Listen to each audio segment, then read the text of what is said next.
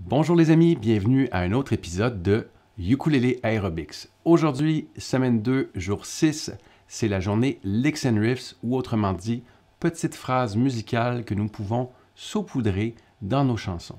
La grande nouveauté cette semaine, c'est la première fois que nous allons parler de rythme swing ou de rythme shuffle.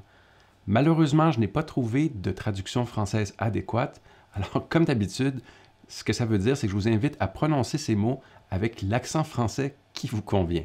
Alors, sans plus attendre, je vais faire la démo et puis on voit ça dans le détail après. OK, c'est parti. OK, alors afin de reproduire l'exemple audio qui vient avec le livre, idéalement, vous voulez régler votre métronome à une vitesse de 100. Alors, ça donne quelque chose comme ceci. Donc, vous pouvez parfaitement bien jouer à cette vitesse, comme ceci.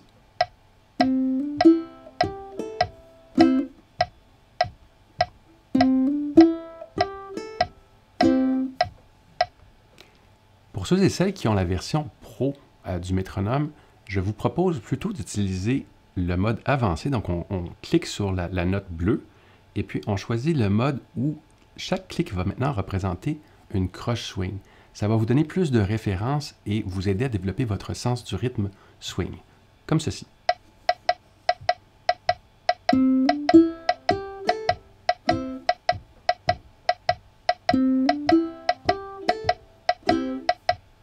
Voilà. C'est particulièrement efficace pour ceux et celles qui vont prendre plutôt ce que j'appelle la vitesse de niveau d'entrée. Donc, la plupart d'entre vous devriez normalement être capable de jouer le tout à cette vitesse-là une fois que vous aurez l'exercice sous les doigts. Donc, c'est la moitié à 50. Et on peut voir que cet extra clic, qui marque chaque croche swing, apporte beaucoup. Ça donne quelque chose comme ceci.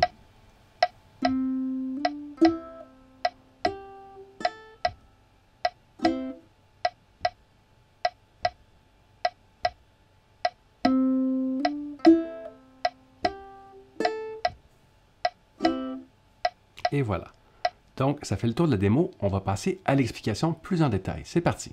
D'accord. Alors, qu'est-ce qui se cache dans ce lick ou ce riff? Alors, selon le livre, il y a 5 trucs à remarquer.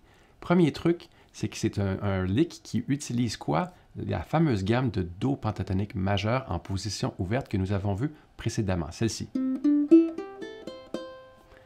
Ensuite, deuxième truc, ça utilise un martelé ou un hammer-on que nous avons vu dans les journées legato, donc pas plus tard qu'hier, en fait, lors de la journée précédente. Le troisième truc, c'est que c'est une mélodie qui est ascendante, c'est-à-dire que ça part d'une note plus ou moins grave et ça se dirige graduellement vers une note qui est plus aiguë. C'est tout simple comme ça. Alors, ça nous laisse les deux derniers points qui sont les plus importants.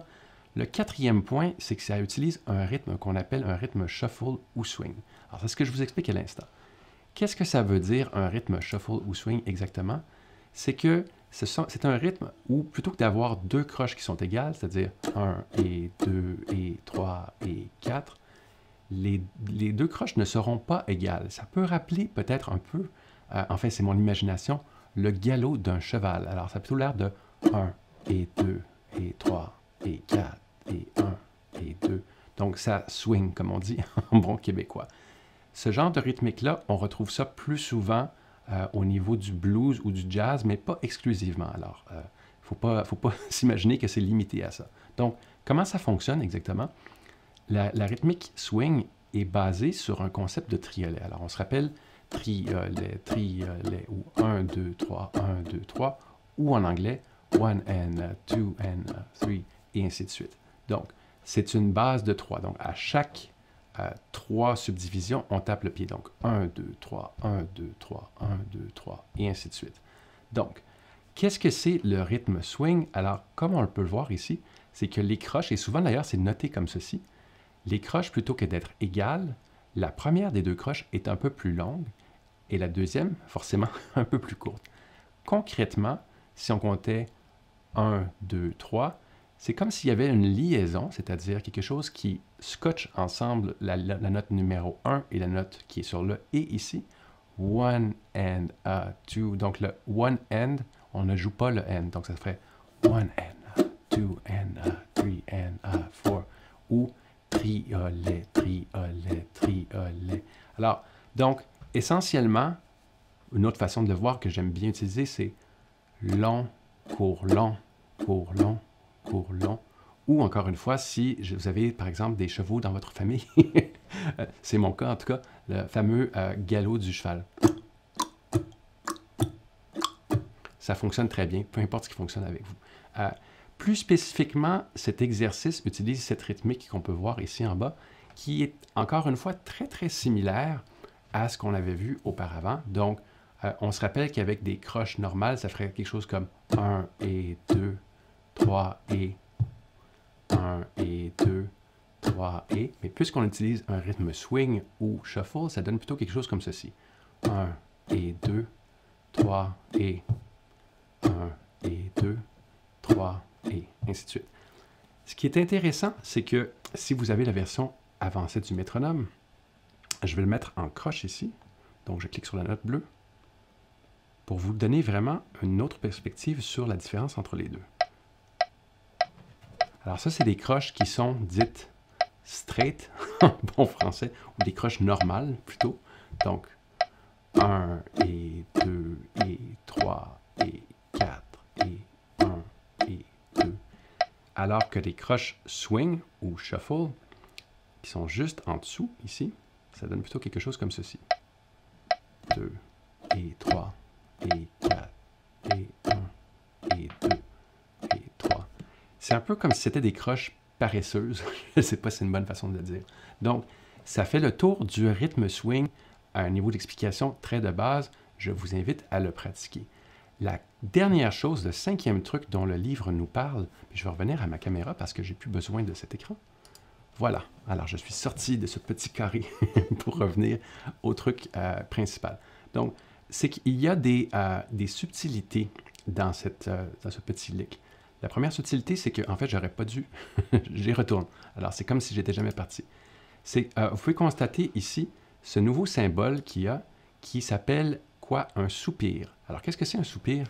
C'est un silence qui dure un temps. Alors, c'est l'équivalent du noir, mais en silence. J'ai mis le nom en anglais, évidemment, qui est le quarter rest.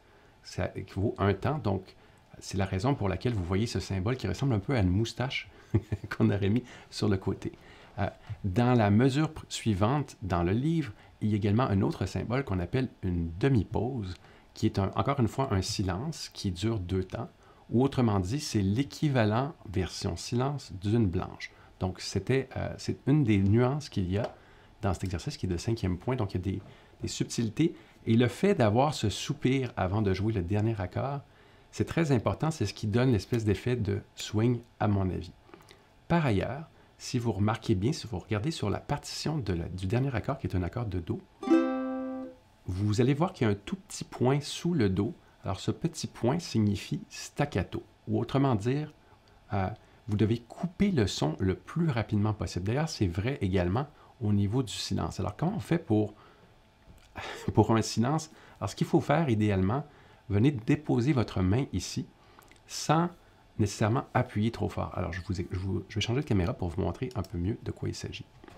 Alors, on vient déposer le doigt. Il y en a qui lâchent toute la main et qui font ça. Il y en a qui viennent plutôt s'appuyer ici, comme ceci. Peu importe ce qui vous convient, l'important, c'est de couper le son rapidement. Donc, par exemple, ça fait un coup percussif, alors peut-être c'est préférable d'utiliser votre main qui est sur le manche.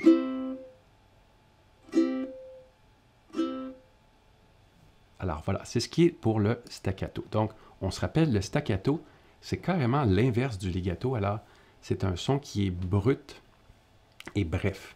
Donc, ça fait le tour du cours formel pour le Licks and Riffs du samedi de la semaine 2. Mes conseils d'usage en terminant, évidemment, prenez le temps de bien écouter, prenez le temps de bien avoir ça sous vos doigts. Pratiquez d'abord sans métronome, sans vitesse. Puis, surtout, comme c'est samedi, je vous invite à aller profiter du soleil. C'est ma recommandation d'usage. Sortez dehors, amenez votre ukulélé. C'est le printemps, il faut en profiter.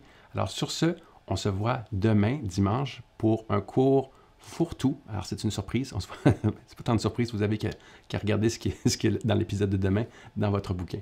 Allez, bonne journée tout le monde, bye!